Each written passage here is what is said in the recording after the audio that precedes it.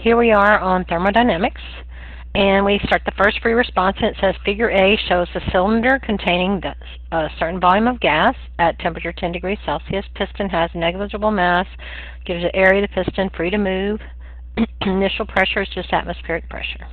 All right, and then we have a 5 kilogram mass, 50 Newton block is set on top of it, so it gets compressed.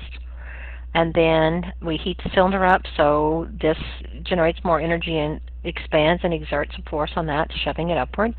And then we take the 5 kilogram mass off, so it continues to rise until it comes to that position, then we go back to start A. Okay. So it says, this is summarized in the following table. Fill in the table in the last column, determine whether the process that leads to the state was isothermal, isochoric, isobaric, or adiabatic. Include equations showing how you calculate the volume and pressure at states B and C. Okay, well, I'm going to show you all the work anyway, so that's no big deal for us. We know how to do that. Okay, so what I said was, well, I know that from A to B the temperature did not change, so I said that was an isothermal process. And then from B to C the temperature went up. But I don't know what's happening here, so we're going to look at that in just a minute and see if the pressure changed. And then from here to here, temperature did not change, so that was an isothermal.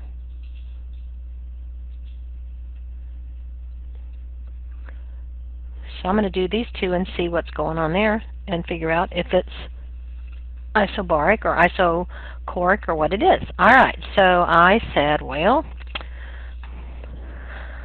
from A to B. PAVA equals PBVV. Why in the world did I pick that? Well, the number of moles didn't change, R didn't change, and the temperature didn't change from A to B. So I didn't want to use that gas law. So I said the pressure at A was 105 kilopascals. The volume at A was 5.5. 10 to the minus third. And then I said the pressure at B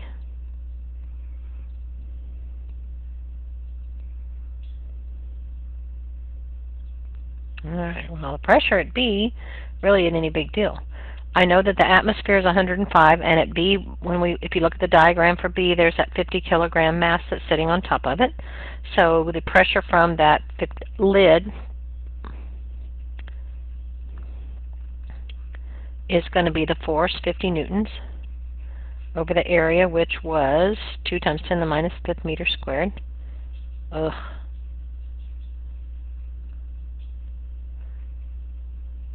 So that's going to be 25 times 10 to the 5th pascals, which is, I can just add to, having some brain issues here, I can just add that to my 105, so that's going to be 130 right there. If the lid is still present in C, that's going to stay 130. And then in D, they took the lid off, so it's going to go back to 105. Alright, so let me make sure I'm not lying to you. 105, 130, 130, 105, 105. Yep, we're good. Alright, so now I can go back and do some more work. Ouch. So the pressure at B was going to be 130 kilopascals.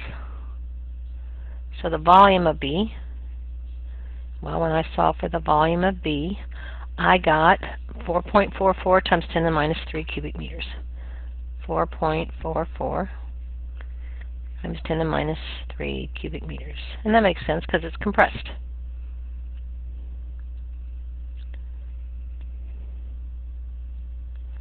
Alright, so all that seems reasonable. Okay, now I had to go from B to C.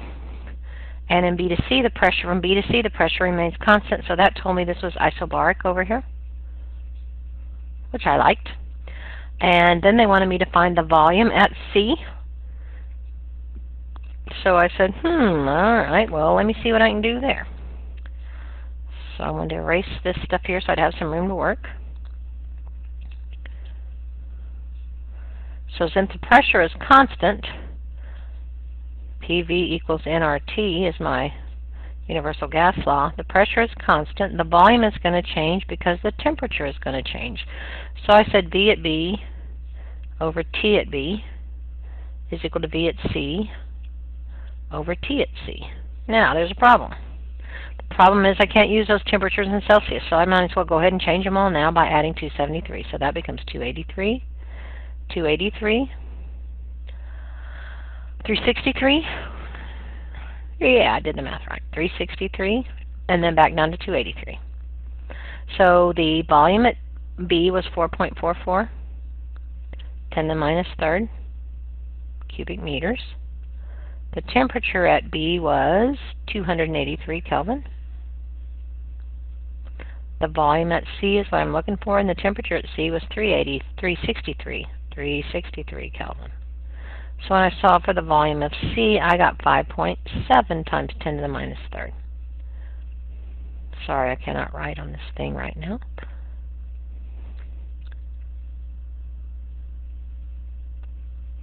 Okay, so I'm looking pretty good now. All right, now all I got to do to finish that out is do the one at D. So let's talk about the volume at D. Well, we have to go from C to D. So let's look at our chart and see what's happening. Okay, so from C to D, the temperature doesn't change.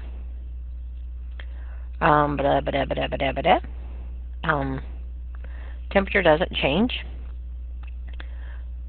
Pressure changes.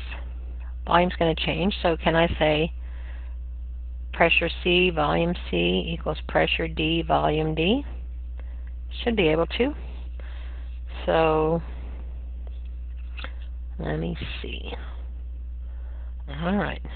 So in going from C to D, I said, not liking it. Hang on, I'm going to stop for a minute. So 5.7 times 10 to the minus third is the volume, cubic meters. The pressure at C is 130. Over here, the pressure at D is 105. And the volume at D, I got 7.05 times 10 to the minus third.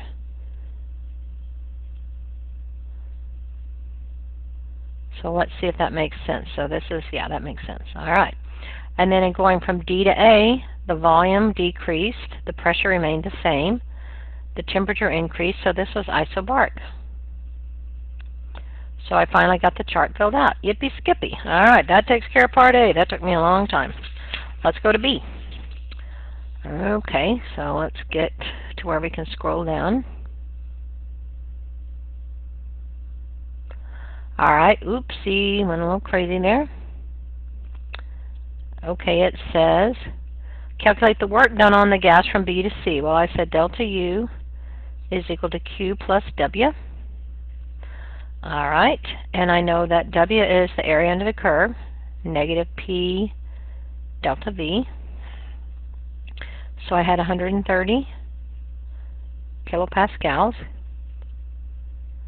My delta V was 1.3 times 10 to the minus third cubic meters. So there was, and that was a negative sign there, so my work was going to be that right there. So I said when I did my math right there that the work done would be a negative 164 joules. All right. Then it said draw a PV diagram. Well, let's see if we can do that. You know, I don't do real well drawing with this thing, but we're going to try. Okay, so we need to look at what happened going from B to C, A to B, and so on. So I went to my little chart and I looked at the volume and the pressure at B. And if I flip back in my pages, at B, my volume was 4.4 times 10 to the minus third, and my pressure was 130. So here's 130. My volume was 4.4, so that's close enough for B. All right. Then I went to C, and my volume went to 5.7 times 10 to the minus third, so that's about there. And my pressure was still 130. So there's my C. So I went from here to here. All right, and now I want to go from C to D, so my volume went to something over here, but my pressure went down to 105. 105 is about right there. And I knew that it was, in going from C to D, that I needed to connect those with a curve because the temperature remained constant, and you know I can't draw very well. Alright, and then I went to, from D to A. So A was 5.5 times 10 to the minus third, which is here, and the volume was about, the pressure was about 105. So there should be a straight line right here. Mine's not very good. So there's my A, and then in going from A to B again, or A back to B, I made it a little bit of a curve because I thought that it was an isotherm, so let me see if I'm lying to you. So in going from A to B, yeah, the temperature remains constant, so I can make a little bit of a curve right there. And you know, again, that this is going to be pitiful, but you can do better on your little sheet of paper. Alright, so we did that, and we're done with that one. Yippee!